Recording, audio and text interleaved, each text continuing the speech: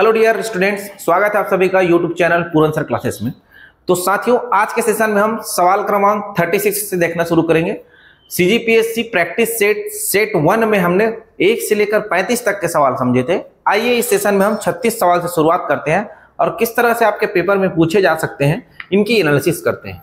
तो चलिए साथियों, बिना देरी किए शुरू करते हैं। इससे पहले कि आपने हमारा चैनल सब्सक्राइब नहीं किया है, चैनल जरूर सब्सक्राइब करिए और बेल आइकन को प्रेस जरूर करिएगा ताकि आप सभी को पल पल की अपडेट मिलती रहे। और देखिए इस सवाल को कैसे बनाते हैं, कैसे जल्दी से हम हल कर सकते हैं। तो आइए देखते हैं। सवाल बोल रहा है कि ए और बी ने के मासिक आय का 4:3 में अनुपात है और उनके मासिक व्यय जो दिया है, खर्च जो दिया है, एक्सपेंडिचर जो दिया है वो 3:2 पर है। यदि वह 6,000 प्रति माह बचाते हैं तो ए की मासिक आय कितनी है। देखिए 2 बार रेशियो दिया है, आय और खर्च के बारे में बात हुआ है। तो ए और बी का हम निकाल लेते हैं डाटा जो दे रखा है। आय दे रखा है उन्होंने 4:3 और व्यय यहां पर दे रखा है आपको 3:2। रेशियो का डिफरेंस को देखिए आप लोग, यहां पर जो डिफरेंस है वो 1 का है और व्यय में रेशियो का जो डिफरेंस है वो भी 1 का है। तो जब डिफरेंस समान होता है तो यदि दोनों लोग प्रति माह क्या करते हैं, बचत करते हैं, इसका मतलब है आय में व्यय को घटा देंगे तो यहां से जो वैल्यू आ रहा है 1, यही x के बराबर होगा और यही बचत के इक्वल कहलाता है। तो x बराबर सीधा सीधा हमारा 6,000 आ जा रहा है। तो सवाल में पूछा गया है कि भाई a की मासिक आय कितनी है। a का रेशनल आय में क्या है, 4 है, तो 4 का मल्टीप्लाई 6 से कर देंगे, 6,000 से, तो 6 चौक 24,000 रुपए a की क्या हो जाएगी, मासिक आय हो जाएगी, जो कि ऑप्शन नंबर बी पर दे रखा है। क्लियर हो रहा है चीजें? अच्छे से पढ़ेंगे, आराम से पढ़ेंगे, सारे चीजों को समझ समझ के पढ़ेंगे। आइए सवाल क्रमांक 2, बहुत अच्छा सवाल है, इंपॉर्टेंट सवाल है, ध्यान रखिएगा, बेहतरीन सवालों में से एक। बोल रहा है अनुपात समानुपात से टॉपिक चल रहा है, ध्यान से समझिएगा।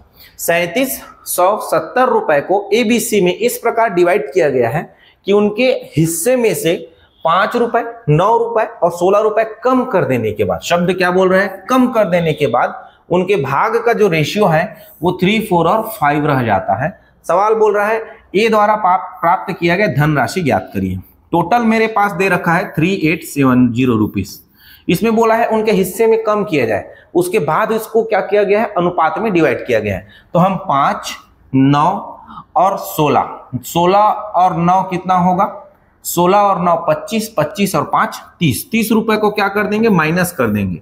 इसके बाद जो बचा अमाउंट है वही हमारा क्या है, रेशनल रूप में जाएगा। तो एबीसी का जो हिस्सा दे रखा है सवाल में, एबीसी का जो हिस्सा वो है 3:4:5। सवाल ने ए को पूछा है, डायरेक्ट ए कैसे निकालेंगे। ए का हिस्सा, कुल मिलाकर हिस्सा कितना है, 4 और 3 7 और 5 12। 3,840 रुपए में 12 हिस्सा टोटल है, जिसमें से ए को पूछा है तो ए का पर्टिकुलर हिस्सा कितना है, 3। तो 3 को हम रख देंगे ऊपर। यहां पर हम देखेंगे कितना वैल्यू हो रहा है ए का, तो यहां पर रेशनल रूप में ए को कितना बंटवारा मिल रहा है उसको देखेंगे, फिर जो बाद में कम किए थे उसका हिसाब किताब जमाएंगे। 3 1 कम 3, 3 चौक 12, 4 1 कम 4, 4 निया 36 और 2 बचा, 4 के साथ 4 छक्के, तो 960 रुपए ए का हिस्सा हो रहा है उनके रेशनल रूप में।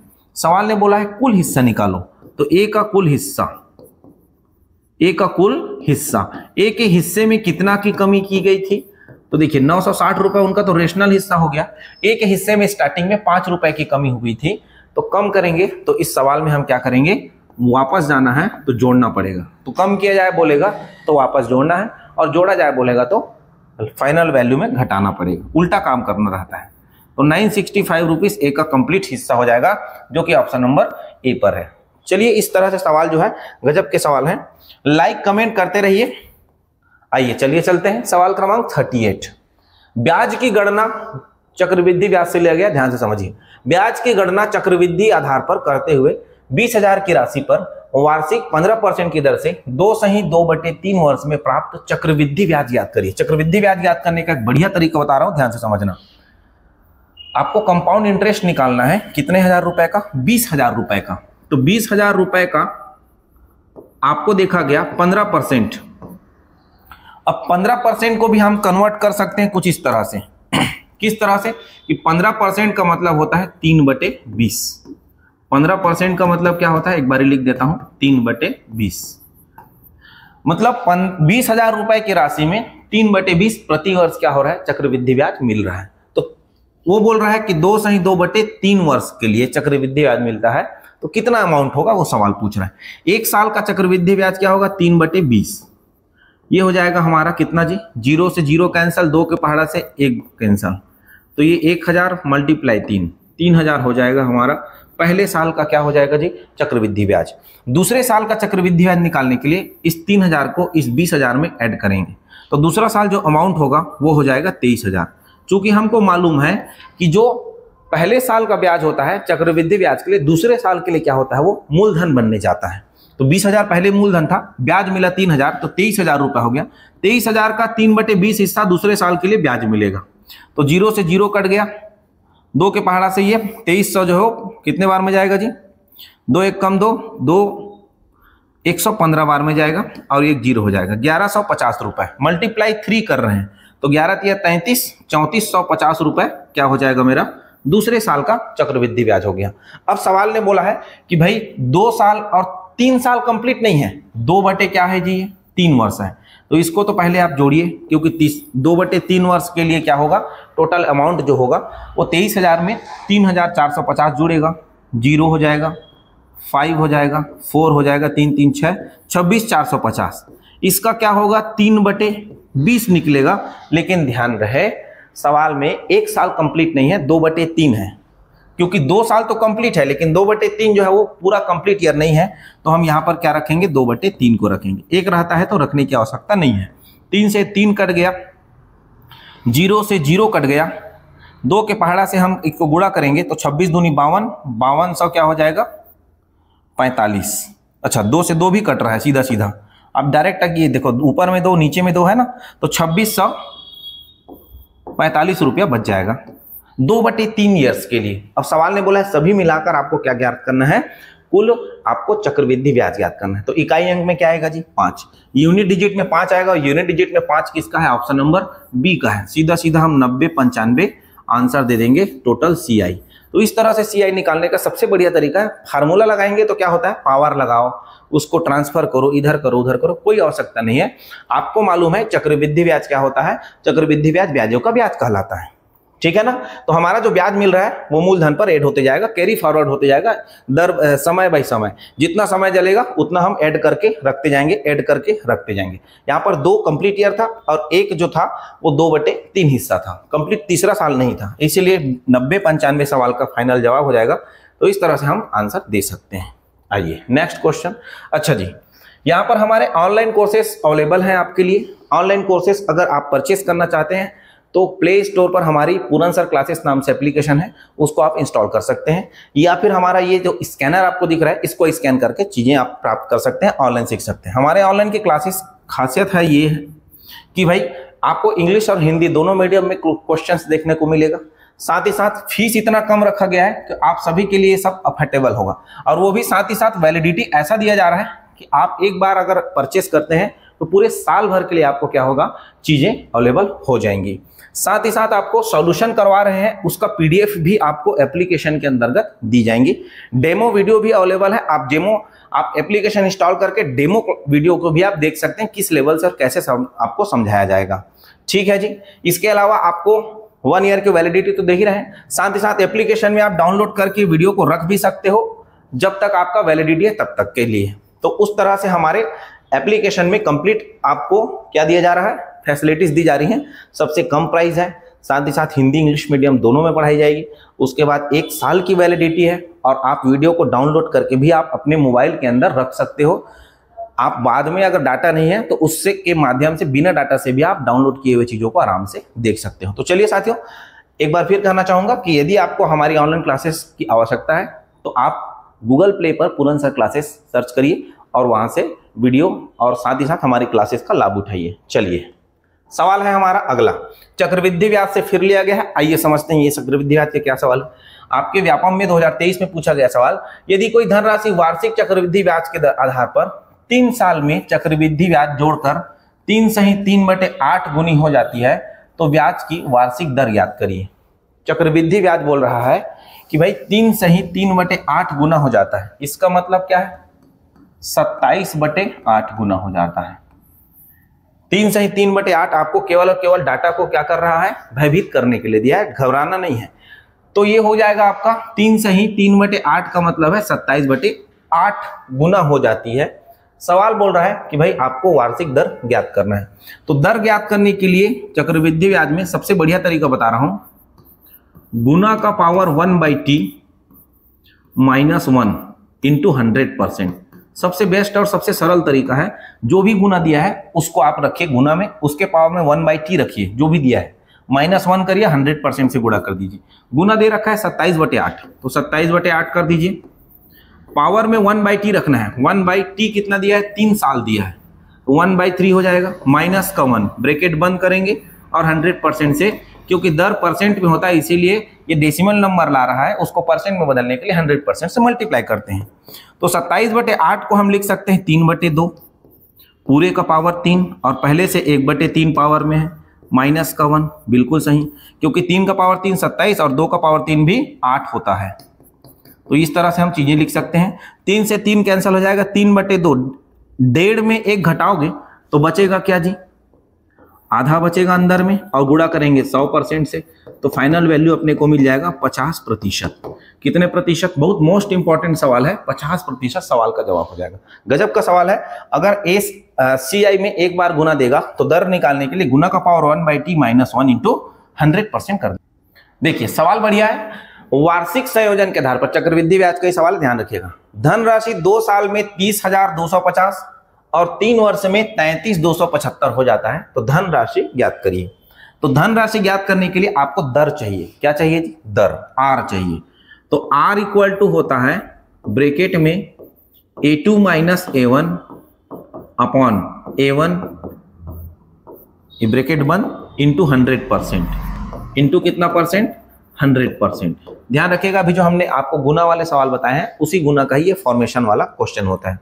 यहां पर लगातार ईयर दिया जाएगा तो उस फार्मूला को लगाकर आप दर निकाल सकते हो। 2 साल और 3 साल दे रखा है डायरेक्ट कंटिन्यूअसली, तो आप लगा सकते हो। A2 का वैल्यू और A1 का वैल्यू क्या है? A1 मतलब मिश्र धन 1 और A2 मतलब मिश्र धन 2, क्योंकि यहां पर बोला है 30,250 और 33,275 रुपए हो जाती है। हो जाती है मतलब क्या होता है? मिश्र धन कहलाता है। ठीक है, A2 का वैल्यू दिया है अपने को, ये A2 है 33,275 और ये A1 है 30,275। तो ये हो जाएगा 33,275 माइनस का 30,275, 30,250 अपॉन में हो जाएगा 30,250, ब्रैकेट बंद, मल्टीप्लाई कर लेंगे 100% से।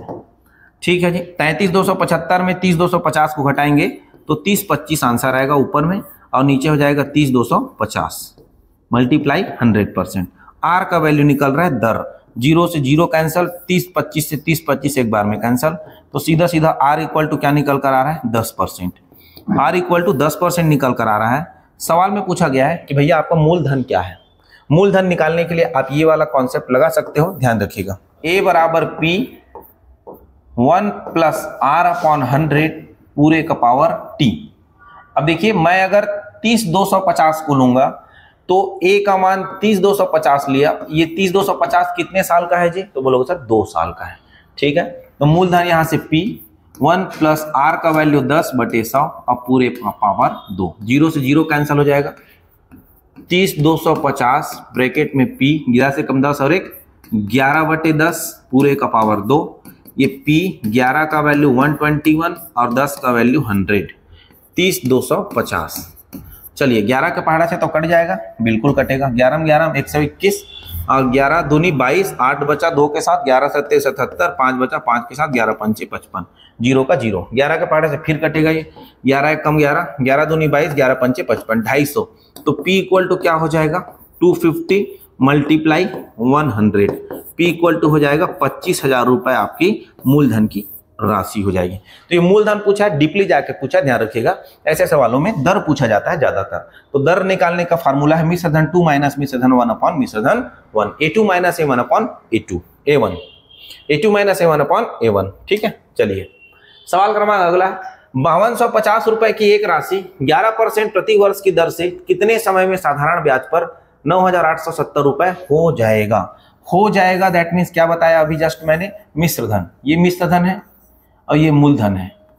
अब बोल रहा है 11%, 11% दर दे रखा है 11%। तो आपको पूछ रहा है कितना समय, टाइम, t इक्वल टू क्या होता है, t इक्वल टू होता है SI multiply 100 upon P into R, यही होता है। SI आपको दे रखा है, नहीं दे रखा है, कोई इशू नहीं। SI आप यहां से निकाल सकते हो, 9,870 रुपए, जो कि 5250 रुपए क्या था आपका अमाउंट था, प्रिंसिपल। मिश्र धन माइनस मूलधन करके आप क्या निकाल सकते हो, साधारण ब्याज निकाल सकते हो। तो यहां से देखो 0 आ गया, 7 में 5 गया तो 2 आ गया, 8 में 6 गया, 8 में 2 गया तो 6 आ जाएगा, और 9 में 5 गया तो 4। 4620 रुपया SI है। सीधा सीधा t इक्वल टू हो जाएगा SI 4620 मल्टीप्लाई 100 अपॉन P का वैल्यू कितना है जी 5250 इंटू R का वैल्यू कितना है, R का वैल्यू 11%। चलिए काटते हैं, 11 के पहाड़ा से जरूर कटेगा, 11 कम 11, 11 चौक 44, 11 दूनी 22, 420 बार में 0 से 0 काट देते हैं। चलिए ओके कोई बात नहीं, 0 से 0 काट दिए। चलिए अब 25 के पहाड़ा से 25 चौक 100, जो भी फैक्टर आएगा 4 का ही फैक्टर होगा, है ना। तो ये दोनों ऑप्शन में भी हो सकते हैं, नहीं होंगे, 8 या फिर 12। चलिए 25 चौक 100 और 25 दूनी 50, 25 से कम 25, 21 से कम 21, 21 दूनी 42, 4 दूना क्या हो जाएगा 8। t इक्वल टू 8 वर्ष, t इक्वल टू कितना वर्ष हो जाएगा 8 वर्ष, ऑप्शन में ए। पहले ही बता दिए थे कि एक यहाँ पर 4 आ गया था ना, 4 का ही फैक्टर कोई ना कोई होगा, तो या तो 8 हो सकता था या तो 12। तो इस तरह से चीजें हम निकाल सकते हैं। Time SI into 100 upon P into R। SI निकालने के लिए हम क्या करते हैं, फार्मूला SI बराबर होता है A माइनस P, मिश्र धन माइनस मूलधन होता है। आइए गजब का सवाल, कौन सी धनराशि साधारण ब्याज से 5 वर्ष में 520, इंपॉर्टेंट, बहुत इंपॉर्टेंट सवाल है, और 7 वर्ष में 568 रुपए हो जाती है। ध्यान रखिएगा, T को यहां रखूंगा, A को यहां रखूंगा। हो जाती है, अभी हमने बताया हो जाती है, दैट मीन्स क्या है, मिश्र धन है। यहां पर बोल रहे हैं 5 साल में, 5 वर्ष में 520 रुपए, ओके जी, और 7 साल में, 7 वर्ष में वो 568 रुपए हो जाता है। किस रेट से, SI की रेट से, साधारण ब्याज की दर से। किस आय की दर से, साधारण ब्याज की दर से। तो दोनों को जब घटाऊंगा मैं, तो 5 में से 7 गया या 7 में से 5 गया, तो 2 वर्ष का क्या निकल जाएगा, SI निकल जाएगा। 2 वर्ष का SI यहां से घटाने पर 48 आया। तो 2 वर्ष का SI, क्योंकि मूलधन दोनों में क्या है, छिपा हुआ है, कांस्टेंट है। तो 2 साल का जो मिश्र साधारण ब्याज है वो 48। तो 1 वर्ष का साधारण ब्याज क्या होगा, 1 वर्ष का साधारण ब्याज 24 रुपए हो जाएगा। 1 वर्ष का साधारण ब्याज 24 हो गया। तो अपने को सवाल क्या पूछ रहा है कि भैया अपने को बताओ धन राशि के बारे में, अमाउंट, प्रिंसिपल पूछ रहा है। तो देखिए 1 साल का साधारण ब्याज 24 है, यहां पर 5 साल का साधारण ब्याज जुड़ा है कि नहीं इस 520 में, बिल्कुल जुड़ा है। अभी बताया आपको A बराबर होता है P minus SI, P plus SI, या आप P इक्वल टू यहां से निकालना चाहोगे तो ऐसे होगा कि नहीं जी, देखो P बराबर A माइनस SI होगा, बिल्कुल। तो मूलधन निकालना है, A को मैं ले रहा हूं 520, और ये 520 कितने साल का है जी, 5 साल का है। तो 1 साल का SI है 24, तो 5 साल का SI होगा 120, तो ये हो जाएगा 400 रुपए मूलधन। कितना रुपए मूलधन हो जाएगा, 400 रुपए मूलधन हो जाएगा, जो कि ऑप्शन नंबर ए पर है। क्लियर हो रहा है। तो जब हम साधारण ब्याज में मिश्र धन को घटाते हैं तो अपने को सीधा सीधा ब्याज वाली राशि निकल के आती है। कितने साल का, जितने साल का डिफरेंस वाला मिश्र धन होगा उतने साल का सीधा सीधा ब्याज आ जाता है। ओके जी, आइए सवाल क्रमांक अगला, नेक्स्ट क्वेश्चन। बेहतरीन सवालों में से एक, फिर से सवाल आपके पीएससी प्री में पूछा गया था। कोई धनराशि साधारण ब्याज की दर से 15 वर्ष 6 माह में 3 गुनी हो जाती है, तो वो राशि कितने समय में 2 गुनी हो जाएगी। SI में 2 बार गुना दिया है, तो ये होता है T2 अपॉन, फार्मूला मेथड बता रहा हूं, बढ़िया मेथड है, T1 इक्वल टू गुना 2 माइनस 1 अपॉन गुना 1 माइनस 1। बस इतना ही करना है, कुछ नहीं करना है, सारा चीज दे दिया है। 3 गुना हो जाता है, मतलब गुना 1 ये है, 15 वर्ष 6 माह, T1 है, ये क्या है जी, ये T1 है। ओके, कितने समय में, T2 को पूछा है, 2 गुनी हो जाएगी। कितने समय में क्या पूछ रहा है, 2 गुनी हो जाएगी, दैट मीन्स गुना 2 को सवाल में दे दिया है। तो T2 आपको पूछा है, T1 दे रखा है 15 वर्ष 6 माह मतलब 15.5 वर्ष, 15 वर्ष 6 माह मतलब 15.5 साल। ओके जी, गुना 2 का वैल्यू दिया है 2 गुना, तो 2 - 1, और गुना 1 का वैल्यू फर्स्ट टाइम गुना लिखा था 3 गुना, तो 3 - 1, बस यही कैलकुलेट करना है, आंसर निकल जाएगा। तो T2 का वैल्यू जो होगा ये हो जाएगा आपका 15.5 इक्वल टू 1/2। इस 15.5 को इधर भेज दीजिए तो क्या हो जाएगा, T2 बराबर 15.5 भागित में 2। 15 को भाग दूंगा तो क्या हो जाएगा 7.5, और 0.5 को और भाग दूंगा तो 0.25 और आएगा। इसका मतलब है 7.75 आ जाएगा, 7.75 वर्ष। क्या ऑप्शन में 7.75 वर्ष दिया है? 7.7 वर्ष नहीं दिया है, लेकिन 7 वर्ष और 9 माह तो दिया है ना। 0.75 ईयर मतलब 9 महीना। ठीक है, तो इस तरह से चीजें हम हल कर सकते हैं। गजब सवाल है, ध्यान रखिएगा, किस्त से लिया गया सवाल है। एक ऋण को 2 समान वार्षिक किस्तों में वापस करना है।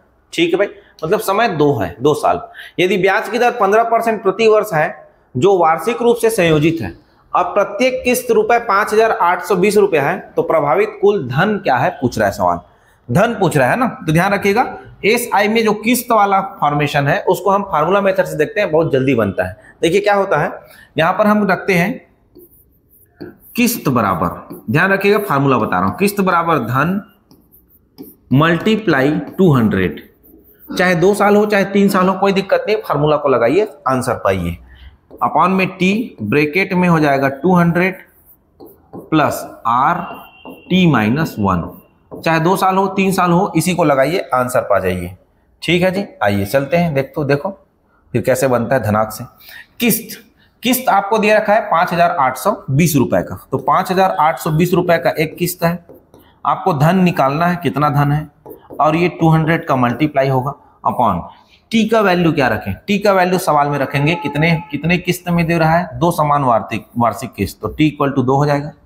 ये हो जाएगा 200 प्लस R का वैल्यू 15 दे रखा है और 2 - 1, पूरा वैल्यू पुट अप कर रहा हूं ताकि आपको दिक्कतें ना हो। ठीक है जी, इसको छोटा कर लेते हैं, थोड़ा समझते हैं फिर।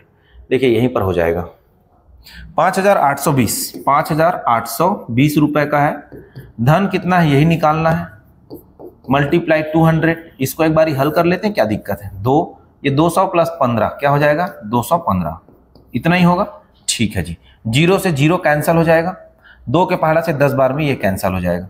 215 का गुणा हम इधर करेंगे तो देखिए एक चीज हम ये कर सकते हैं कि 0 को ना कटाकर हम इसको नीचे वाले वैल्यू को सीधा हम ये लिख सकते हैं कि भाई 215 और 2 का मल्टीप्लाई जो है वो 430 है। कितना है जी 430 है। ठीक है, 0 से 0 कैंसिल होगा, 1 0, बस इतना ही रखते हैं। फिर क्या कर लेंगे, 0 से 0 ये काट लेंगे, ज्यादा आसान होगा क्योंकि 2 के पहाड़ा से इधर कटेगा, ये 2 दूनी 4, 2 निया और 2 1 कम, तो सीधा मेरा धन जो है वो आ जाएगा 29,291 मल्टीप्लाई 43। अब देखिए 43 का 293 से मल्टीप्लाई करूंगा, यूनिट डिजिट मैच कीजिए, कितना आएगा 3 आएगा। अब यूनिट डिजिट 3 किस में है, ऑप्शन नंबर ए पर है, तो सीधा हम बोल सकते हैं 12,513 सवाल का जवाब होगा। इस तरह से चीजें आसानी से निकाली जा सकती हैं। किस्त वाला सवाल है, फार्मूला ध्यान रखिए, ये फार्मूला हम लोग फार्मूला किस्त के लिए प्रयोग करते हैं SI में। आ जाइए सवाल क्रमांक अगला, बढ़िया सवाल है, ध्यान से समझना। रूट वाला वैल्यू है, घातांक करने से लिया गया है। चलिए देखिए, इस तरह के लेडर पैटर्न सवाल को हम नीचे से ऊपर की ओर हल करते आते हैं। नीचे से कहां हल करते आते हैं, ऊपर की ओर। तो देखिए यहीं पर कैसे हल हो सकता है, ये ध्यान दीजिएगा। रूट 121 है, इसका मतलब है 11। अब 11 133 के साथ जुड़ेगा तो ये हो जाएगा टोटल मिलाकर 144। 144 रूट में है, थोड़ा बड़ा कर देता हूं, यहीं पे हल कर देता हूं। आप देखो 144 क्या हुआ, रूट में है। एक बार फिर से मिटा के फिर से समझा देता हूं आप लोग को अच्छे से। देखिए रूट में 121 है, इसका मतलब है 11, पूरा फाइनल वैल्यू क्या हो जाएगा 11। अब 11 को प्लस चिन्ह के साथ 133 लिखा गया है, इसका मतलब है 144 रूट में। रूट में 144 है, मतलब यहां से निकलेगा क्या वैल्यू, पूरा फाइनल वैल्यू निकल जाएगा 12। रूट में 144 12 का है। अब 69 में आप 12 जोड़ोगे तो 9 और 81 हो जाएगा, टोटल वैल्यू कितना हो जाएगा 81। रूट में 81 किसके बराबर है, तो बोलोगे सर 9 के बराबर, यहां से ये पूरा खत्म। 59 में 9 जोड़ोगे, ये वैल्यू क्या दिखाएगा 64। अब रूट में 64 किसका वैल्यू है, यहां से ये पूरा खत्म, 8 हो जाएगा। 17 में 8 जोड़ोगे तो क्या आएगा 25, और रूट में 25 किसका मान है जी, तो रूट में 25 बोलोगे सर 5 का मान है। तो इस तरह से सवाल का जवाब हो जाएगा।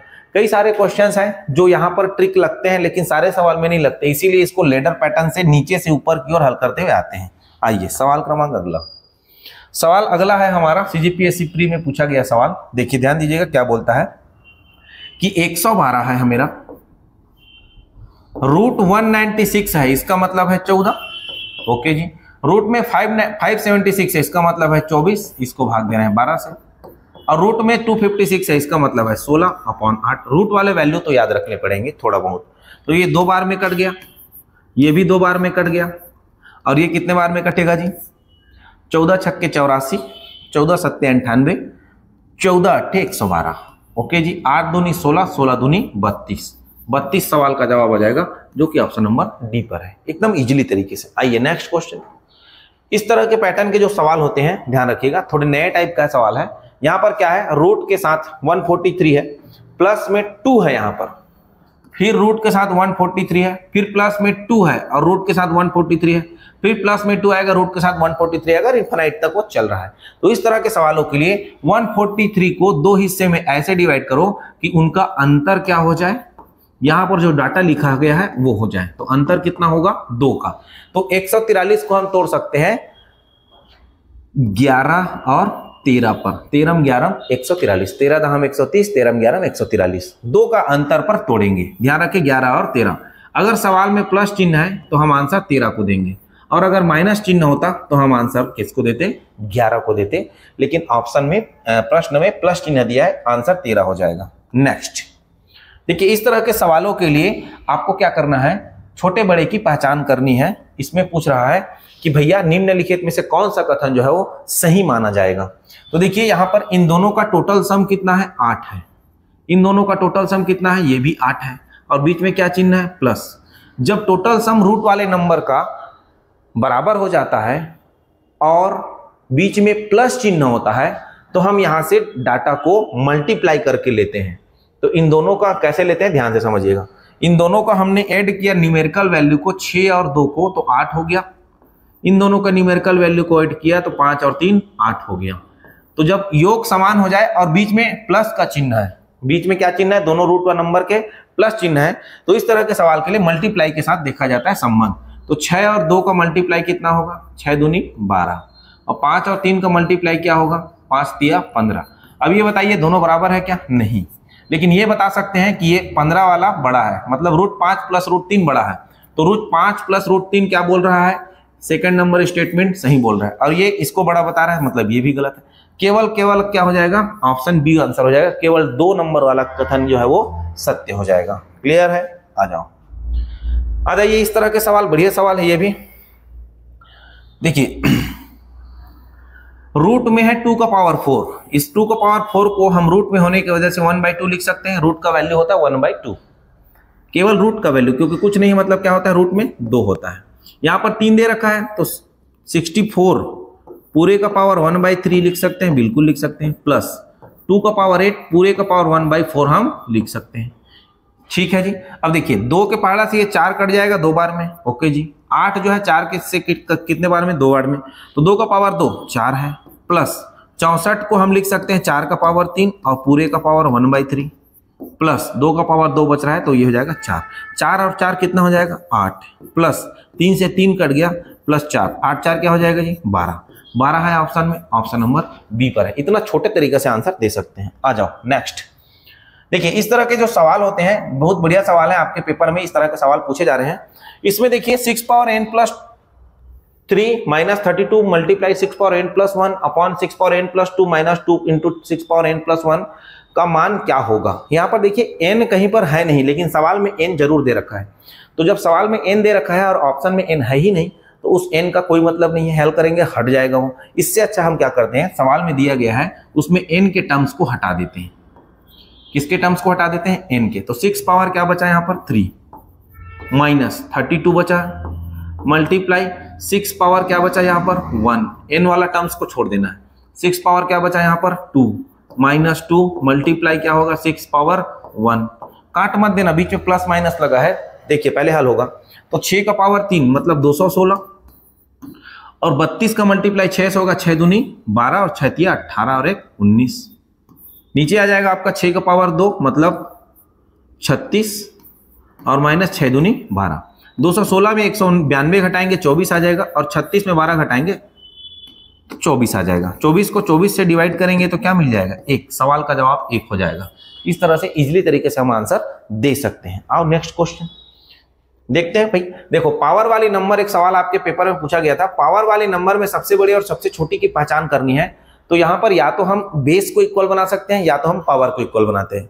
तो यहां पर बेस को इक्वल बनाना पॉसिबल नहीं है क्योंकि 2 3 4 5 किसी भी एक साथ बेस में नहीं आते। तो इसीलिए हम क्या करते हैं पावर को इक्वल बनाते हैं। तो पावर इक्वल बनाने के लिए हम क्या कॉमन ले सकते हैं, देखो पावर में तो यहां पर हम कॉमन ले सकते हैं कितना जी 12 कॉमन ले सकते हैं। 12 तो दिख रहा है तो 2 का पावर हम ये लिख सकते हैं कि नहीं, देखिए 2 का पावर 5 और पूरे का पावर 12 बिल्कुल लिख सकते हैं। 3 का पावर 4 और पूरे का पावर 12 ये भी लिखा जा सकता है। 4 का पावर 3 और पूरे का पावर 12 ये भी लिख सकते हैं। और 5 का पावर 24 को 5 का पावर 2 और पूरे का पावर 12 ये लिख सकते हैं। तो पावर को इक्वल बनाना है। पावर इक्वल हो गया, बेस को हल कर लीजिए। 2 का पावर 5 किसके बराबर 32, 32 का पावर 12। 3 का पावर 4 किसके बराबर 81, किसके बराबर होगा जी 81, इसके पावर में 12 है। 4 का पावर 3 64 के बराबर, इसके पावर में 12 है। और 5 का पावर 2 25, इसके पावर में 12 है। सवाल में बोला जा रहा है सबसे बड़ा कौन है, सबसे बड़ा कौन है। तो देखिए जिसका बेस में सबसे बड़ा वैल्यू होगा वही सबसे बड़ा होगा। 32 81 64 और 25 में सबसे बड़ा कौन है 81 है सबसे बड़ा। तो सवाल ने बोला है सबसे बड़ा, और ये सबसे बड़ा में देखिए इसकी उत्पत्ति कहां से हुई है। इसकी उत्पत्ति हुई है 3 का पावर 4 है, उसका पावर भी 112 है। इसकी उत्पत्ति हुई है 3 का पावर 48 से, मतलब 3 का पावर 48 क्या है सवाल का जवाब है। इस तरह से इजीली तरीके से हम चीजों को आंसर दे सकते हैं। लाइक कमेंट रुकना नहीं चाहिए, करते रहिए, सपोर्ट करते रहिए। चलिए अगला नंबर सवाल है हमारा 52 नंबर। रूट वाले नंबर के साथ अपने को छोटे बड़े की पहचान करना है। रूट वाले नंबर के साथ छोटे बड़े की पहचान करने के लिए एक बढ़िया तरीका बता रहा हूं, ध्यान से समझना। रूट में 2, क्यूब रूट में 3 और 4 रूट में 4 है इधर, और ये हो जाएगा 6 हो जाएगा। तो रूट वाले में जो आपको छोटे बड़े की पहचान करना है, असेंडिंग डिसेंडिंग ऑर्डर लगाना है। तो यहाँ पर 2 3 4 और 6 का आप क्या लोगे एलसीएम लोगे। ओके जी, 2 3 4 6 का एलसीएम हो जाएगा हमारा 12। एलसीएम को क्या करोगे, जिनका हमने एलसीएम लिया है उनसे डिवाइड करोगे। तो 2 से डिवाइड करिए 12 को, तो यह हो जाएगा आधार में 2 है, उसके पावर में आ जाएगा 6। इसके आधार में 3 है, इस 3 से डिवाइड करिए 12 को, पावर में 4 आ जाएगा। इसके आधार में क्या है 4, 4 से डिवाइड करिए 12 को, कितना आ जाएगा 3। और 6 से डिवाइड करिए 12 को, तो 6 के पावर में आ जाएगा 2। इसको हल करिए, 2 का पावर 6 किसके बराबर 64, 3 का पावर 4 किसके बराबर 81, 4 का पावर 3 किसके बराबर 64 और 6 का पावर 2 किसके बराबर 36। सवाल में क्या पूछा है सबसे बड़ा। ये देखिए 64 81 64 और 36 में सबसे बड़ा कौन है 81, और 81 की उत्पत्ति किससे हुई है क्यूब रूट 3 से हुई है। सवाल में जवाब दे देंगे क्यूब रूट 3, यहां पर आंसर हो जाएगा। क्लियर हो रहा है चीजें, एक एक चीजें आपको अच्छे से समझाई जा रही है। आइए अगला सवाल देखिए। इस पैटर्न के सवाल बीजगणित में आपके प्रयोग किए जाते हैं, लेकिन कभी कभी आपके पेपर में आ जाते हैं। बहुत आसान है, बहुत अच्छा है। यहाँ पर सवाल बोला जा रहा है a + 1/a इक्वल टू अगर 6 है, तो सवाल पूछ रहा है a² + 1/a²। इसका मैं कॉन्सेप्ट आपको बतला देना चाहूंगा कि a + 1/a इक्वल टू यदि मेरा k है तो a² + 1/a² इक्वल टू होता है k² - 2 होता है। तो यहां पर सवाल में दे रखा है a + 1/a इक्वल टू 6, तो a² + 1/a² इक्वल टू क्या होगा 6 का स्क्वायर माइनस का 2। 6 का स्क्वायर कितना होगा 36 में 2 कम, तो 36 में 2 कम कितना हो जाएगा 34। सवाल का जवाब हो जाएगा जी, कहां है 34, ऑप्शन नंबर बी। नेक्स्ट देखिए क्यूब के साथ पूछता है, क्यूब के साथ पूछता है, बहुत अच्छा तरीका है, ध्यान दीजिएगा। इसको भी मैं समझाता हूं आपको कि जब मुझे कोई भी a + 1/a इक्वल टू दे देता है k, तो मुझे क्यूब वाला वैल्यू पूछ रहा है a³ + 1/a³, तो सवाल का जो जवाब होगा वो होगा k³ - 3 × k होता है। बात समझ में आया। चलिए सवाल में आपको दे रखा है a + 1/a इक्वल टू 5, तो a³ + 1/a³ का जो वैल्यू है वो क्या होगा 5 का क्यूब माइनस 3 गुणा 5, 5 का क्यूब कितना होगा जी 125, 125 में 15 कम कितना हो जाएगा 110, 110 सवाल का जवाब है, ऑप्शन नंबर बी पर है। तो इस तरह से चीजें आसानी से हल की जाती हैं। आइए चलते देखिए, सवाल क्रमांक 55 है, एक समद्विबाहु समकोण त्रिभुज का परिमाप 4√2 + 2 है सेंटीमीटर में है, तब इसका क्षेत्रफल क्या होगा। गजब का सवाल है, बेहतरीन सवाल है। इस पैटर्न पर सवाल आपके सीजीटेट 2024 में पूछा गया था। आइए इसको समझते हैं कि किस तरह से पूछा गया है इसमें और क्या चाहता है वो, कि चाहता है वो क्षेत्रफल। तो समकोण समद्विबाहु त्रिभुज का क्षेत्रफल सबसे पहले मैं बताना चाहूंगा कि दिखता कैसे है। पहले तो दिखता कैसे, उसके बाद हम बात करेंगे कि इसका क्षेत्रफल क्या हो सकता है। इसको दिखने के लिए ये ध्यान रखना है कि इनकी जो लंब और आधार होते हैं वो आपस में क्या होते हैं, इक्वल होते हैं, और इसका जो कर्ण होता है वो डिफरेंट होता है। तो ये ए हो गया, ये ए हो गया, क्लियर है जी। और ये हम मान लेते हैं बी है। ये पॉइंट ए या पॉइंट एक्स ले लो, कोई दिक्कत नहीं है, पॉइंट एक्स वाई और ये जेड हो गया। त्रिभुज का 3 पॉइंट है एक्स वाई जेड, जिसमें से ये दोनों भुजा बराबर है, लंब और आधार, और कर्ण उसका अलग है। यहां पर सवाल में बोला है कि इसका जो परिमाप है, तो इसका परिमाप क्या होता है जी, तो परिमाप होता है हमारा 2a + b, बाहरी भुजाओं का योग, जो कि दे रखा है 4 ब्रैकेट में √2 + 2 दे रखा है। यहां तक क्लियर हो रहा है। चलिए, अब आपको क्षेत्रफल पूछा है, तो क्षेत्रफल निकालने के लिए क्या होगा भाई, क्षेत्रफल बराबर क्या होता है 1/2 आधार गुणा ऊंचाई, यही होगा। तो इसका जो क्षेत्रफल होगा वो क्या होगा 1/2 बेस इंटू हाइट। अब बेस इंटू हाइट सेम है, तो a² क्या लगेगा 2, क्षेत्रफल लगेगा a²/2। ये मैं लिख देता हूं अच्छे से, यहां पर a²/2 होगा इसका क्षेत्रफल। अब अपने को a की आवश्यकता है, अपने को b की आवश्यकता नहीं, अपने को किसकी आवश्यकता है, a की आवश्यकता है, ध्यान रखिएगा। अब यहां पर हम जब समकोण बोल दिया है तो हम क्या लगा सकते हैं, पाइथागोरस थ्योरम। तो त्रिभुज XYZ में, यहीं से ले लो, त्रिभुज XYZ में, त्रिभुज XYZ में क्या होगा भाई, XY ऐसे लिख लो सीधा सीधा, ZY का स्क्वायर इक्वल टू ZX का स्क्वायर प्लस XY का स्क्वायर, यही होगा। ZX का वैल्यू है B का स्क्वायर इक्वल टू A का स्क्वायर प्लस A का स्क्वायर। तो यहां से वैल्यू आ रहा है वो क्या हो जाएगा 2a² और b इक्वल टू, ये रूट बन जाएगा क्योंकि यहां से ट्रांसफर करूंगा स्क्वायर को, रूट बना लेगा। तो ये हो जाएगा आपका b इक्वल टू √2 × a, यही होगा। अब सवाल में आपको परिमाप दे रखा है, क्या दे रखा है परिमाप, कि 2a + b इक्वल टू 4√2 + 2 है। तो b का वैल्यू मैं यहां पर पुटअप कर देता हूं, तो ये हो जाएगा 2a + का b बराबर 4√2 + 2 वाला स्थिति है। इसमें b का वैल्यू पुटअप करूंगा √2 × a, तो 2a + √2 × a बराबर 4√2 + √2। यहां से a कॉमन हो जाएगा और ये बचेगा 2 + √2 ब्रैकेट में इक्वल टू 4, ब्रैकेट में क्या बच रहा है √2 + 2, ठीक है। यहां पर तो वैसे ये दोनों चीजें आपस में कट जाएंगी, a बराबर क्या होता है 4 निकल जाएगा, a बराबर क्या निकल जाएगा 4 निकल जाएगा। तो a बराबर 4 आ गया। इसका जो क्षेत्रफल है वो क्या होता है, क्षेत्रफल होता है 1/2 a², या वहां पर लिख दिया हूं मैं a²/2। तो a²/2 करेंगे, a का वैल्यू 4 का वर्ग बटे 2, वैल्यू कितना आ जाएगा जी 16/2, दैट मीन्स कितना आ जाएगा 8 सेंटीमीटर स्क्वायर, सवाल का जवाब हो जाएगा। ऑप्शन इस तरह से टिक किया जाएगा। नेक्स्ट देखिए, सीजीपीएससी प्री 2018 में पूछा गया सवाल था। आइए क्या बोलता है, किसी आयताकार खेत का क्षेत्रफल उसकी लंबाई और चौड़ाई के योग का 15 गुना है।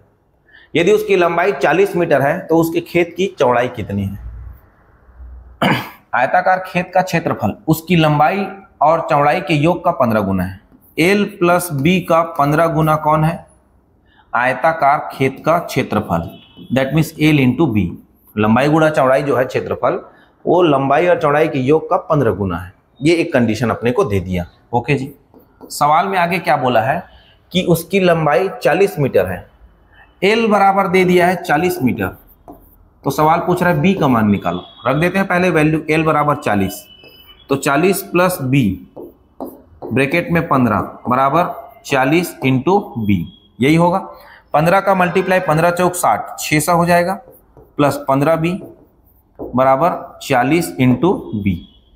ये 15 को उधर भेज दीजिए क्योंकि बी और 40 भी एक साथ हल होंगे। 15 में 40 जाएगा तो कितना बच जाएगा, 25 बी बराबर 600।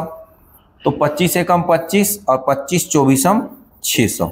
बी का फाइनल वैल्यू क्या आ जाएगा, 24 सेंटीमीटर। क्या ऑप्शन में 24 सेंटीमीटर दे रखा है, 24, अच्छा मीटर में होगा क्योंकि सेंटीमीटर तो ऑप्शन में देता तो होता। ये 40 को मीटर में दिया होगा ना, ये मीटर है तो ये भी हो जाएगा मीटर। 24 मीटर सवाल का जवाब हो जाएगा ऑप्शन नंबर बी। क्लियर हो रहा है। आइए नेक्स्ट, वृत्ताकार प्लेट जिसकी त्रिज्या 5 सेंटीमीटर है और केंद्र से 3 सेंटीमीटर त्रिज्या का डिस्क काट लिया जाता है। अब ये कहना ये चाह रहा है कि मेरे पास एक वृत्ताकार प्लेट है, एक वृत्ताकार क्या है जी, प्लेट है। उसको इन्होंने क्या किया है, 3 सेंटीमीटर चौड़ाई वाले किसमें काट लिया गया है, ये ऐसे करके, ये जो प्लेट था उसको ऐसे करके काट लिया और काट के क्या कर दिया है, 3 सेंटीमीटर त्रिज्या वाले डिस्क काट लिया गया। ये केंद्र इन दोनों का समान है। ये 5 सेंटीमीटर वाला था बड़ा वाला त्रिज्या और छोटा वाला त्रिज्या जो है वो 3 सेंटीमीटर का है। इसको 3 सेंटीमीटर त्रिज्या वाला काट लिया गया। अब ये बताइए ये वाला बन गया कि नहीं, ठीक है, समकेंद्रीय वृत्त बन गया कि नहीं, रिंग बन गया कि नहीं, बिल्कुल बन गया। अब सवाल बोल रहा है 3 सेंटीमीटर त्रिज्या का डिस्क काट लिया गया, मतलब अंदर 3 है और बाहर जो है प्लेट जिसका त्रिज्या था 5 सेंटीमीटर। अब दो वस्तु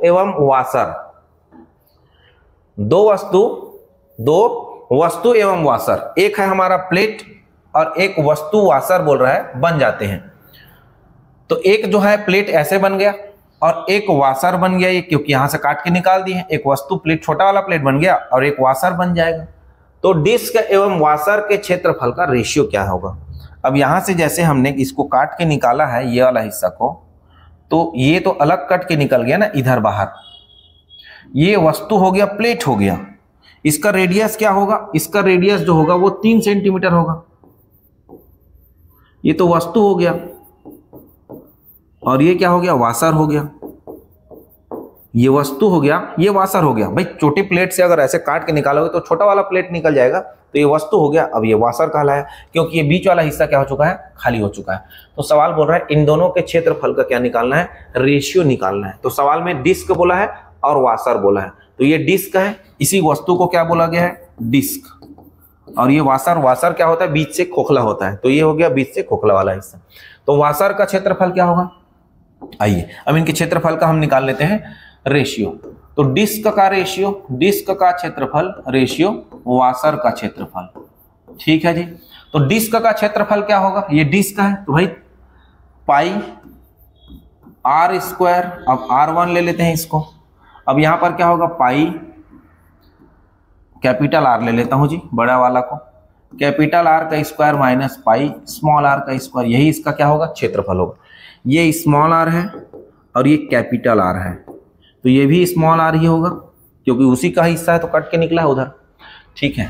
तो यहां से पाई पाई तो कैंसिल हो जाएगा, दोनों में पाई कॉमन होकर रेशियो निकाल रहे हैं ना, तो पाई R1 का स्क्वायर रेशियो में पाई कैपिटल R का स्क्वायर माइनस R1 का स्क्वायर। तो ये पाई पाई तो कैंसिल हो गया। R1 का वैल्यू कितना है, 3, तो 3 का स्क्वायर रेशियो में, कैपिटल R का वैल्यू कितना है, 5 का स्क्वायर माइनस 3 का स्क्वायर। तो 5 का स्क्वायर 25 में 9 घटेगा तो मेरा क्या बच जाएगा जी, 25 में 9 घटेगा तो 16 बच जाएगा और 3 का स्क्वायर 9, 9:16 सवाल का जवाब होगा, जो कि ऑप्शन नंबर बी पर दे रखा है। तो इतना इजी तरीके से सवाल आपको पूछा गया है। आइए नेक्स्ट, एक समचतुर्भुज, बढ़िया सवाल है। समचतुर्भुज की परिमाप 160 सेंटीमीटर है। यदि उसके एक विकर्ण की लंबाई 60 सेंटीमीटर, तब समचतुर्भुज का क्षेत्रफल क्या होगा। समचतुर्भुज किसको कहते हैं, समचतुर्भुज कहते हैं रंबस को। रंबस में क्या होता है, जब हम स्क्वायर को क्या करते हैं, हल्का सा पुशअप कर देते हैं तो ये हल्का सा क्या हो जाता है, बेंड हो जाता है। तो इसमें होता क्या है, स्क्वायर को पुशअप किए हैं तो ये सारे साइड्स इसके क्या होते हैं, इक्वल होते हैं, ये बात ध्यान रखिएगा। उसके बाद इसमें क्या होता है भाई, उसमें ये होता है प्रॉपर्टीज कि सारे जो विकर्ण होते हैं, सारे जो यहां पर विकर्ण खींची जाएंगी वो एक दूसरे को किस हिस्से में बांटते हैं, बराबर बराबर हिस्से में बांटता है। दो बराबर हिस्से में बांट देता है और साथ ही साथ यहाँ पर 90 डिग्री का एंगल बनाता है। कितने डिग्री का एंगल बनाता है? 90 डिग्री का एंगल, ध्यान रखिएगा। अब देखो, एक विकर्ण की लंबाई 60 है, परिमाप दे रखा है 160। अब देखिए परिमाप होता है 4a बराबर 160, तो a बराबर क्या हो जाएगा जी? 40। क्या हो जाएगा? a बराबर 40, तो a होगा आपका 40, ये भी 40, ये भी 40, ये भी 40, ठीक है। एक विकर्ण की लंबाई 60 है, तो सवाल पूछ रहा है चतुर्भुज का क्षेत्रफल। चतुर्भुज का क्षेत्रफल निकालने के लिए दूसरे विकर्ण की लंबाई निकालनी पड़ेगी।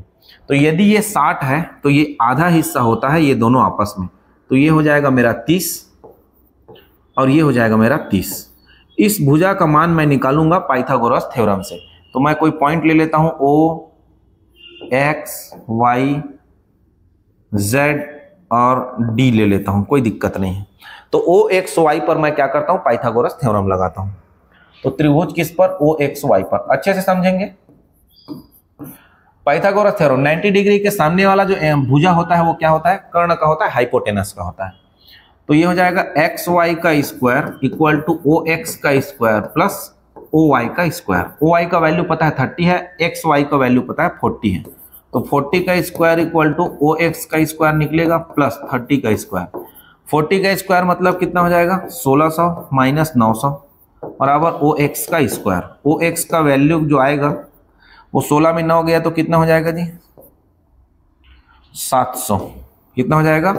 700। तो OX का जो वैल्यू आ रहा है 10 रूट में 7 हो जाएगा, क्योंकि 100 जो होगा रूट में वो 10 निकाल देगा और रूट 7 फंसा रहेगा बेचारा, क्योंकि परफेक्ट स्क्वायर रूट नंबर नहीं है रूट 7।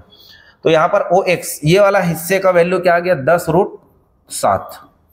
तो इधर भी क्या होगा? 10 रूट 7 होगा। तो D2 का वैल्यू, D1 का वैल्यू सवाल में तो 60 दे रहा है, लेकिन D2 का वैल्यू हमने निकाला है ये 2 मल्टीप्लाई 10 रूट का 7, क्योंकि OX और WXYZ होगा ना, ये OX और OZ आपस में क्या होंगे? बराबर होंगे। इनकी प्रॉपर्टी है कि जो डायगोनल होते हैं ना एक दूसरे को बराबर बराबर हिस्से में काटता है। तो D1 equal to 60, D2 equal to 2 multiply 100 root में 7, तो ये हो जाएगा 20 रूट में 7। ओके जी। अब D2 और D1 आ गया है, तो भाई क्षेत्रफल क्या होता है? क्षेत्रफल होता है आपका समचतुर्भुज का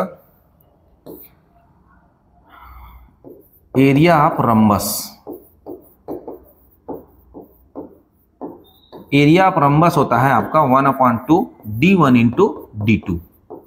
तो 1/2 D1 का वैल्यू क्या है? 60 और D2 का वैल्यू क्या है? 20 रूट का 7। तो 2 के पहाड़े से 20 जो है 10 बार में कट जाएगा। 10 का गुणा 60 से होगा तो 600 रूट में 7 और आंसर आएगा सेंटीमीटर स्क्वायर में। तो क्या 600 रूट 7 आंसर दे रखा है? ऑप्शन नंबर डी में दे रखा है। तो इस तरह से सवाल जो है आपके किए जाएंगे। बहुत अच्छा सवाल था। समचतुर्भुज से अगर सवाल पूछता है, क्योंकि व्यापम SSC PSC में आपके बहुतायत रूप में समचतुर्भुज से सवाल आते हैं। तो इस तरह से समचतुर्भुज की प्रॉपर्टीज ये होता है कि सारे साइड्स इक्वल होते हैं और जो डायगोनल होता है, विकर्ण रेखा होती है, एक दूसरे को बराबर बराबर हिस्से में बांट देती है। साथ ही साथ ये 90 अंश के कोण पर चारों ओर को विभाजित करती है। चलिए अगला सवाल, ITI हॉस्टल वार्डन में किसी घन के विकर्ण की लंबाई 8 रूट 3 है। कोई घन है, कोई क्या है जी? घन है। तो कोई घन के विकर्ण की लंबाई, ये मान लेता हूं मैं घन है, इसमें इसके विकर्ण की जो लंबाई है वो क्या दे रखी है? घन के विकर्ण की लंबाई आपको दे रखी है। ये देखो घन कौन सा है, विकर्ण कौन सा है। तो अगर मैं खींचना चाहूंगा यहां से यहां तक की रेखा, वो विकर्ण है। यही रेखा क्या है? विकर्ण है। इस कॉर्नर से उस कॉर्नर, कॉर्नर टू कॉर्नर, ठीक है। विकर्ण की लंबाई है 8 रूट 3। तो इसका पृष्ठीय क्षेत्रफल क्या होगा? तो घन का विकर्ण का क्या फार्मूला है? घन का विकर्ण होता है √3 इंटू A। क्लियर है जी? घन का विकर्ण क्या होता है? डायगोनल ऑफ अ क्यूब जो होता है √3 इंटू A। अब 8 रूट 3 दे रखा है, तो ये √3 इंटू A होगा।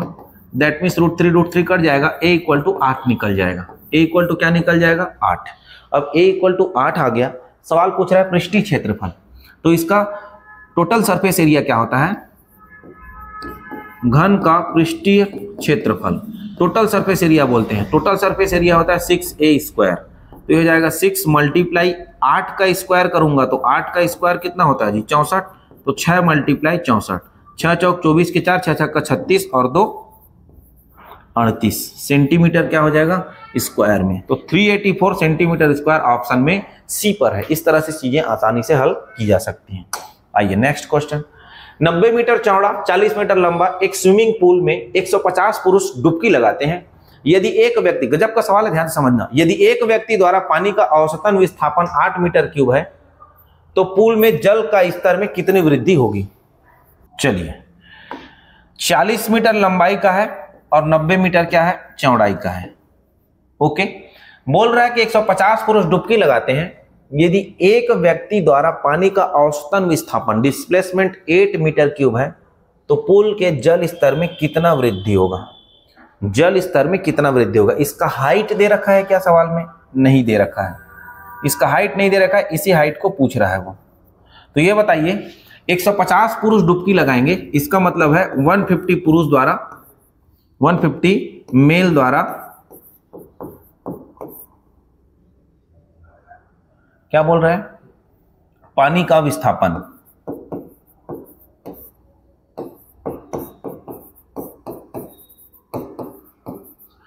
एक पुरुष द्वारा 8 है तो 150 द्वारा जो कितना हो जाएगा 15 8 120, 1200 मीटर क्यूब क्या हो जाएगा पानी, मतलब 1200 मीटर क्यूब जगह लगेगा उन लोग को डुबकी लगाने के लिए। मेरे पास जगह कितना है ये निकालो। तो यही 1200 मीटर क्यूब जो है वो LBH, ये L है, ये B है और ये H है, तो LBH के ही बराबर होगा। तो LBH जो है वो क्या क्या है 40 है, 90 है और H है। ये पूछ रहा है कि H जो होगा वो क्या वैल्यू देगा। चलिए भाई, ये भी मीटर में है, ये भी मीटर में, ये भी मीटर में आएगा। 2 0 से कट गया तो यहाँ पर 12 बटे क्या हो जा रहा है 9 चौक 36 H इक्वल टू, अब सवाल में आपको सेंटीमीटर में दिया है, सब ऑप्शन किस पर दिया है सेंटीमीटर में। अपने को ऑप्शन को ध्यान रखना है, हम निकाल रहे हैं अभी मीटर, क्या निकाल रहे हैं मीटर, और वो सवाल दिया है सेंटीमीटर। ये 3 हो जाएगा H इक्वल टू 1/3 मीटर में। अब इसको सेंटीमीटर में बदलूंगा तो 100 से गुणा करूंगा, सेंटीमीटर में कन्वर्ट हो जाएगा। H इक्वल टू 33.33 सेंटीमीटर सवाल का जवाब होगा, जो कि ऑप्शन नंबर कहां पर है बी पर है। तो इस तरह से चीजें हम क्या कर सकते हैं आसानी से हल कर सकते हैं, बहुत अच्छा तरीका है ये हल करने का। एक ठोस लंबवृत्तीय बेलन की ऊंचाई क्या है जिसकी त्रिज्या 3 सेंटीमीटर और कुल पृष्ठीय क्षेत्रफल 60 पाई सेंटीमीटर स्क्वायर है। तो वो बोल रहा है बेलन की ऊंचाई ज्ञात करिए। तो भाई बेलन की ऊंचाई, सबसे पहले पृष्ठीय क्षेत्रफल क्या होता है, बेलन का पृष्ठीय क्षेत्रफल,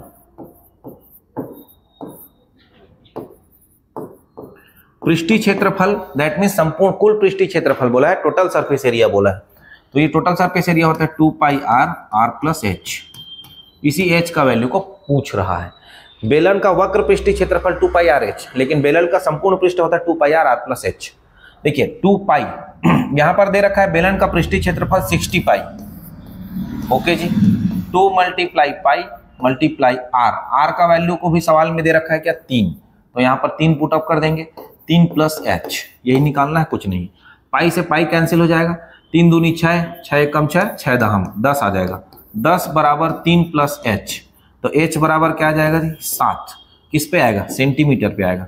7 सेंटीमीटर ऑप्शन पे है क्या, बिल्कुल है, ऑप्शन नंबर डी। तो इस तरह से छोटे छोटे सवाल आपके लिए पूछा जा सकता है। देखिए सवाल क्रमांक अगला, एक बेलनाकार स्तंभ का वक्र पृष्ठ मतलब कर्व सरफेस एरिया, तल 264 वर्ग मीटर है, ठीक है जी, और इसका आयतन 924 घन मीटर है। ओके, वक्र पृष्ठ मतलब 2 पाई RH, 2 पाई RH 264 दे रखा है, और इसका जो आयतन है वो आयतन दे रखा है पाई r स्क्वायर h जो है वो 924 दे रखा है। तो इसके व्यास और ऊंचाई का रेशियो, दैट मीन्स अपने को d रेशियो h निकालना है, व्यास और किसका रेशियो निकालना है, ऊंचाई का रेशियो। ठीक है भाई, तो हम क्या कर सकते हैं, यहाँ पर चीजें हल करके भाग कर सकते हैं क्या, देखो तो इन दोनों को भाग करके कुछ वैल्यू मिल सकता है क्या, बिल्कुल मिल सकता है। तो हम क्या करते हैं, दोनों को एक दूसरे को भाग कर देते हैं, दोनों एक दूसरे को क्या कर देते हैं जी, भाग कर देते हैं। चलिए तो देखिए यहाँ पर पाई r स्क्वायर h को अगर मैं भाग देता हूँ 2 पाई RH से, तो 924 बटे में 264, तो पाई से पाई कैंसल, आर स्क्वायर में से आर कैंसल और एच में से एच कैंसल, 2 बच जाएगा, 1800 क्या हो जाएगा इधर। तो यहां पर क्या निकल के आ रहा है जी, आर बच रहा है बस, r/2 इक्वल टू 924/264, यही हो रहा है। ठीक है जी, तो ये और कट रहा है क्या, 2 एक कम और 2 32, 132 बार में कट जाएगा, 264 जो है 2 के पहाड़ा से नीचे कट जाएगा, और क्या दिक्कत है। चलिए जी 12 के पहाड़ा से कटेगा क्या, बिल्कुल कटेगा, 12 एक कम 12 और 12 एक कम 12, ओके। ये कटेगा क्या, देखो 12 के पहाड़ा से, 12 सत्ते 84, बच गया कितना, 12 सत्ते 84, 77 11 के पहाड़े से कटेगा क्या, 7 बार में।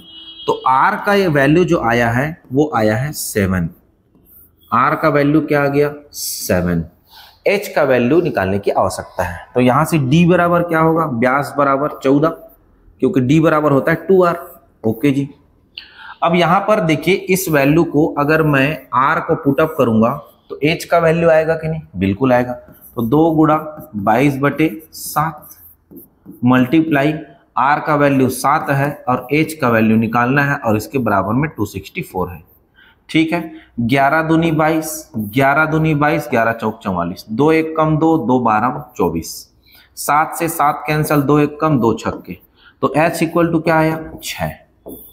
तो व्यास और उसकी ऊंचाई का अनुपात, चलिए भाई व्यास और उसकी ऊंचाई का अनुपात दे रहा है ऑप्शन दे रहा है, मिल गया है।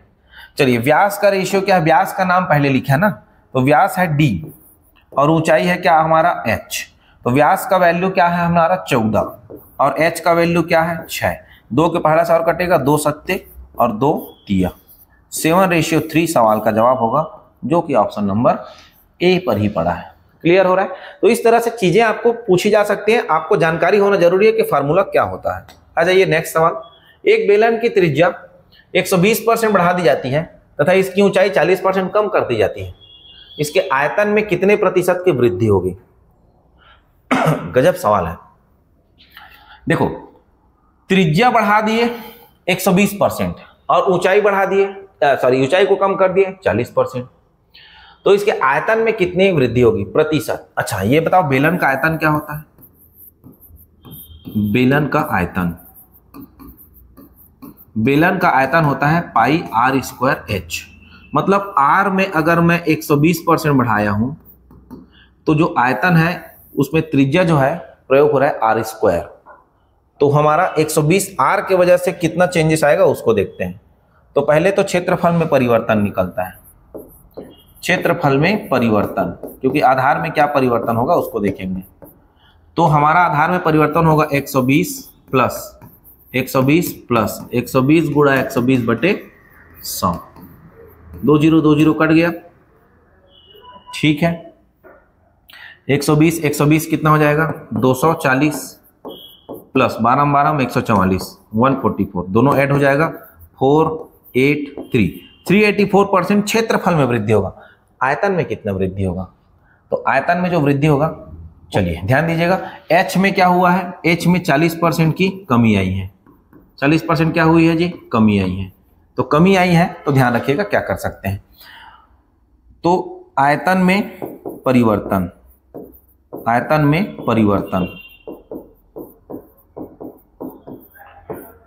384 माइनस 40%, क्योंकि ऊंचाई में कमी हुआ है, r के वजह से इतना परिवर्तन आ जाएगा क्योंकि r² लग रहा है, प्लस 384 मल्टीप्लाई 40/100, और यहां पर 40 को माइनस में रखना पड़ेगा क्योंकि ये निगेटिव सिंबल के साथ है, कमी हो रहा है ना इसमें, तो ये माइनस का 40 रख देता हूं। 40 दूनी 40 पंचे, मतलब 20 दूनी 20 पंचे, ठीक है, -2 आ रहा है, इधर से वैल्यू को हल कर लेते हैं। तो ये हो जाएगा 344 माइनस प्लस और माइनस का माइनस 384 मल्टीप्लाई 2, तो 6 4 दूनी 8 8 दूनी 16 की 6 हाथ में आएगा, 1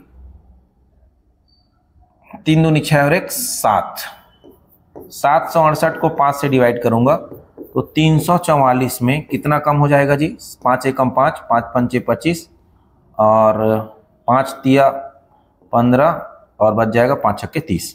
0.4 जिसमें आ रहा हो तो 0.4 इसमें भी आ रहा है, इसमें भी आ रहा है, तो हटा के देखना पड़ेगा। चलिए, तो 354 में 154 घटा दो तो 190 के आसपास, 190.4%, 190.4% ऑप्शन नंबर ए पर है। यहाँ पर 2 राउंड क्यों लगा है? क्योंकि यहाँ पर आर में बदलाव हुआ है तो आयतन बोलता है r square into h, h में कमी हुआ है, आर में वृद्धि हुआ है, तो आर में वृद्धि हुआ इसी वजह से 384 तो बढ़ेगा, लेकिन एच में कमी की वजह से वो फाइनली वो 190.4% ही बढ़ पाएगा। तो इस तरह से चीजें हम हल करेंगे। जब आयतन बोला जाता है तो 2 राउंड लगाया जाएगा क्षेत्रफल में परिवर्तन का फार्मूला को, plus minus x plus minus y plus x into y upon 100।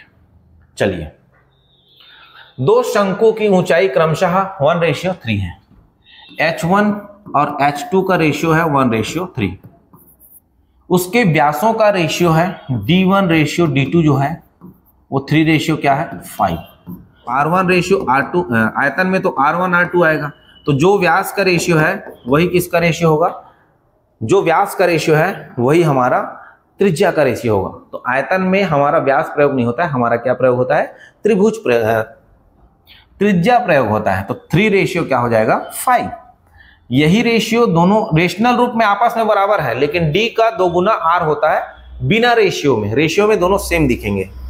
तो यहां पर शंकु बोला है, क्या नाम लिया है शंकु, कोण कोण का वॉल्यूम क्या होगा, तो शंकु 1 वॉल्यूम 1 अपॉन वॉल्यूम 2, तो वॉल्यूम 1 क्या होगा भाई 1/3 पाई R1 स्क्वायर H1 और ये 1/3 पाई R2 स्क्वायर H2, यही होगा 1/3 पाई 1/3 पाई कैंसिल हो जाएगा। R1 का वैल्यू है 3 का स्क्वायर 9, H1 का वैल्यू है 1 अपॉन R2 का वैल्यू है 5 का स्क्वायर 25 और H2 का वैल्यू है 3, तो 3 के पहाड़ा से 3 बार में, तो सवाल का जवाब 3:25, 3:25 ऑप्शन में है क्या, ऑप्शन नंबर सी पर है। तो इस तरह से चीजें हम हल कर सकते हैं। आपके क्षेत्रफल आयतन से बहुत सवाल पूछे जाते हैं, इसीलिए हमने भी अच्छे अच्छे सवाल आपके लिए रखे गए हैं। 18 सेंटीमीटर व्यास वाले किसी तांबे के एक गोले से 6 mm व्यास वाला एक तार का निर्माण किया जाता है। निर्मित तार की लंबाई ज्ञात कीजिए। गोला है उसको हम एकदम पतले तार का निर्माण कर रहे हैं। तार मतलब होता है बेलन, ये ध्यान रखिएगा। तार मतलब क्या होता है, बेलन। तार मतलब होता है बेलन। अब बेलन का कॉन्सेप्ट लगेगा, कभी भी निर्मित किया जाएगा मतलब पिघलाकर ही बनाया जाता है, तो पिघलाकर बनाना है मतलब आयतन एक दूसरे के बराबर होंगे। तो यहां पर गोला का नाम लिया है, तो गोले का आयतन बराबर क्या होगा, गोले का आयतन बराबर क्या होगा जी, बेलन का आयतन। वही तार का आयतन ही बेलन का आयतन कहलाएगा। क्लियर हो रहा है? अच्छा जी, तो गोले का आयतन मतलब त्रिज्या भी अलग होगा और ऊंचाई भी अलग होगी। तो यहां पर हम ले लेते हैं, इस गोले का आयतन होता है 4/3 पाई r का क्यूब। अब r है तो r1 ले लेता हूं, क्योंकि दोनों की रेडियस आएंगी तो अलग अलग होनी चाहिए। अब ये हो जाएगा पाई r2 स्क्वायर h2। सवाल में ना ये h2 का ही वैल्यू को पूछा है।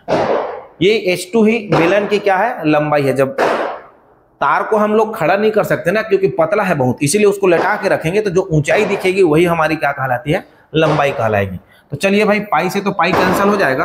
R1 का वैल्यू अपने को क्या है ये निकाल लेते हैं, यहां से निकाल लेते हैं। R1 इक्वल टू 18/2, क्योंकि यहाँ पर 18 सेंटीमीटर व्यास है, तो R1 का जो वैल्यू होगा वो 9 सेंटीमीटर का होगा। ओके जी। वही R2 का बात करूं तो R2 6 mm का व्यास है, मतलब 6/2 दैट मीन्स 3 mm मेरा क्या आएगा यहाँ पर, उसका रेडियस आएगा तार का बेलन का। mm में है यदि सेंटीमीटर में, ध्यान रखिएगा। ये हो जाएगा 4/3। R1 का पावर क्यूब है और R1 का वैल्यू 9, तो 9 × 9 इक्वल टू R2 का वैल्यू है 3 mm में मल्टीप्लाई 3 mm में, और H2 का वैल्यू को पूछ रहा है। ये तीनों सेंटीमीटर में है, तो हम इसको भी सेंटीमीटर बनाने के लिए 10 से डिवाइड कर देते हैं। क्यों? क्योंकि 10 से mm बराबर 1 सेंटीमीटर, तो 3/3 mm है, उसको 10 से डिवाइड कर दिया, सेंटीमीटर में कन्वर्ट हो गया। सारे जो डाटा है सेंटीमीटर में हो गए, तो H2 का मान भी सेंटीमीटर पर ही आएगा, ध्यान रखिएगा। तो 3 × 9 9 कट गया, 3 के पहाड़ा से 3 बार में कट गया। ओके जी। 4 × 12 12 नहीं है, 108, और नीचे 10 धाम 100, मतलब 2 जीरो से और मल्टीप्लाई हो जाएगा। H2 का वैल्यू, H2 के नीचे में 100 था ना, क्रॉस मल्टीप्लाई होकर आ जाएगा।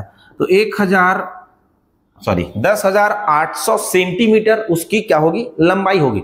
लेकिन क्या ऑप्शन 10,800 सेंटीमीटर में दिया है? नहीं, मीटर में दिया है। तो ये आंसर हो जाएगा H2 का जो वैल्यू है 10,800 बटे क्या करूंगा 100, क्योंकि 100 सेंटीमीटर बराबर 1 मीटर होता है। तो 2 0 कट जाएगा, 108 मीटर का सवाल का जवाब आ जाएगा। तो ये हो जाएगा ऑप्शन नंबर ए। आइए नेक्स्ट, चलिए भैया 2x + 3y = 8 है। सामान्य देखिए, बढ़िया सा सवाल है, आपके पेपर में पूछा गया था। और x × y बराबर क्या है, 2 है। तो 8x का क्यूब प्लस 27y का क्यूब सवाल का जवाब पूछा जा रहा है। तो ऐसे सवालों को या तो आप देखकर ऑप्शन मानकर हल कर सकते हो, या तो फिर इधर उधर करोगे तो बहुत तामझाम लगेगा इसमें। तो इससे अच्छा है कि डाटा ऐसा चूज करो x और y का कि उनको मल्टीप्लाई करने पर 2 आ जाए और उनको यहां पर इस कंडीशन में ऐड करने पर 8 आ जाए। तो मैं यहां पर x का वैल्यू को 1 ले रहा हूं और y का वैल्यू को 2 ले रहा हूं। ठीक है जी, मैंने क्या कहा कि x के वैल्यू को x बराबर अगर मैं 1 ले रहा हूं और y बराबर 2 ले रहा हूं, तो क्या इन दोनों को मल्टीप्लाई करने पर 2 आएगा? बिल्कुल आएगा। ठीक है, क्या 2 1 x के जगह में 1 रखूंगा और y के जगह में 2 रखूंगा तो 3 दूना 6 और 2 1 कम 2, 6 और 2 8, क्या मेंटेन हो जाएगा? बिल्कुल हो जाएगा। तो यहां पर सीधा सीधा हम आंसर दे सकते हैं कि भाई x = 1 और y = 2 रखकर चलने पर, क्योंकि इक्वेशन क्या हो रहा है, सेटिस्फाई हो रहे हैं। इक्वेशन सेटिस्फाई हो रहा है, इसीलिए तुरंत कर लेंगे। 8 मल्टीप्लाई 1 का क्यूब मतलब ये हो जाएगा प्लस 27 मल्टीप्लाई y का क्यूब, और y का वैल्यू क्या है 2, 2 का क्यूब। ओके जी, यहीं से आंसर ले लेंगे। ये हो जाएगा 8 प्लस 8 का मल्टीप्लाई 27 से, 8 7 56, 8 दूनी 16 और 5 21, 216 प्लस 8 कितना हो जाएगा जी 224। 224 ऑप्शन में है क्या? बिल्कुल, ऑप्शन नंबर सी पर है। इतने इजीली तरीके से हल हो सकता है। आइए चलते हैं। a² + 1/a² = 119। इसी का उल्टा वर्जन हमने देखा था, a² + 1/a² = 119 है। तो सवाल पूछ रहा है a + 1/a का वैल्यू क्या होगा। तो इस पैटर्न के जो सवाल होते हैं उसके लिए कैसे बनाते हैं। यदि a² + 1/a² = k है, यदि a² + 1/a = k है, तो आपको a + 1/a निकालना है। तो हम क्या करेंगे, k में 2 जोड़कर क्या करोगे, रूट वैल्यू लगा दोगे। इस k में 2 जोड़ोगे और रूट लगा दोगे, ये आ जाएगा a + 1/a। तो यहां पर a² + 1/a² = 119 दिया है। तो a + 1/a निकालने के लिए मैं क्या करूंगा, रूट में 119 में कितना जोड़ दूंगा जी 2। तो 119 में 2 जोड़ूंगा तो क्या हो जाएगा 121, और 121 किसका मान है 11। तो a + 1/a = क्या आ जाएगा 11, सवाल का जवाब। अब 11 ऑप्शन में है कि नहीं, ऑप्शन नंबर ए पर है। तो इस तरह से इजीली निकाल सकते हैं। आइए नेक्स्ट देखिए भाई, CGSI 2023 में पूछा गया सवाल आपके पहला ही चैप्टर से लिया गया, बहुत कठिन नहीं है। यहां पर क्या करते हैं, बेस इक्वल है और बीच में क्या चिन्ह है, प्लस का चिन्ह है। तो हम क्या करते हैं जी, कॉमन लेते हैं। अब कॉमन क्या लेंगे, छोटा पावर कॉमन लिया जाएगा।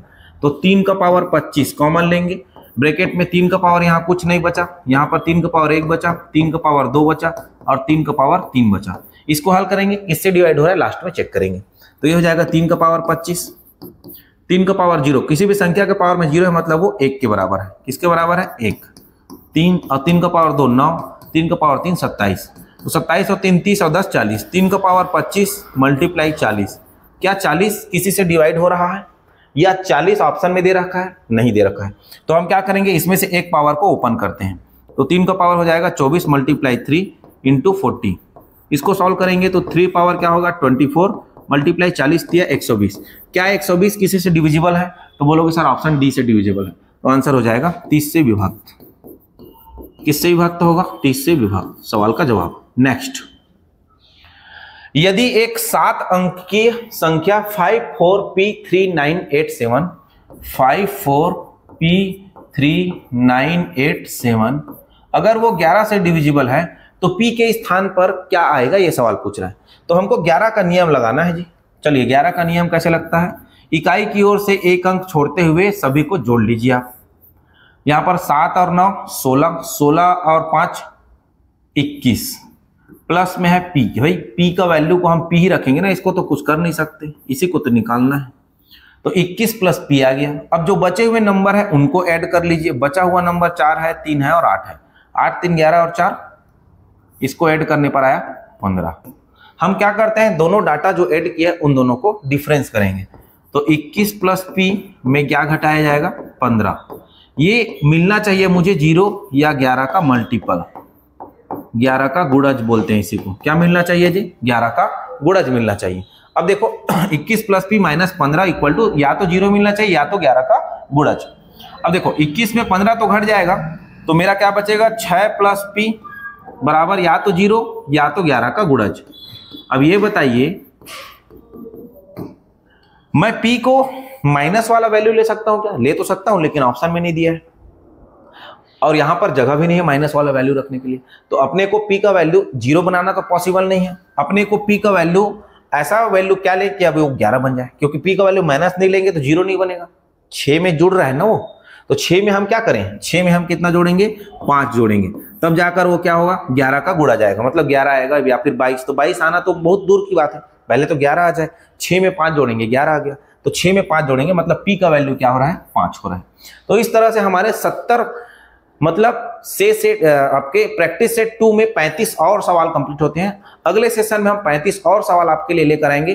तो बने रहिए यूट्यूब में और चैनल को सब्सक्राइब करते रहिए, और अच्छा लग रहा है वीडियो तो लाइक करते रहिए और अपने दोस्तों के साथ वीडियो शेयर जरूर करते रहिए। तो चलिए साथियों, मिलते हैं अगले वीडियो पर, तब तक के लिए धन्यवाद।